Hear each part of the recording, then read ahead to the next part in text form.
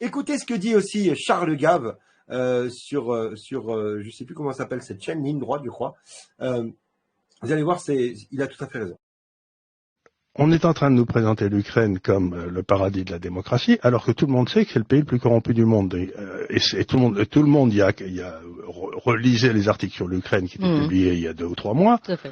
Et tout le monde vous disait il y a quelques années, c'était complètement possible. Donc, Hunter Biden était corrompu par le régime. La seule raison pour laquelle il avait ce poste, je crois, il touchait, je sais plus combien, une dizaine de milliers de dollars par mois, c'était parce qu'il donnait accès à son père, qui était à l'époque vice-président de Biden.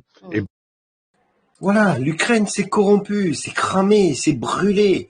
Ici, on dit sur Tucker Carlson, on dit s'allier aux nazis en Ukraine pour vaincre Poutine, et aussi absurde que de s'allier à l'ISIS, en Syrie pour vaincre Poutine. C'est hallucinant.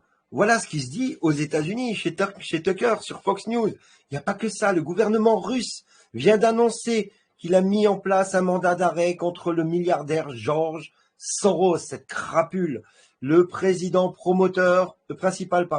promoteur de la guerre en Ukraine. Voilà ce que dit la Russie.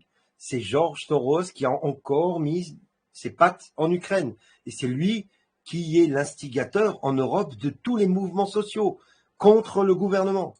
Ok ?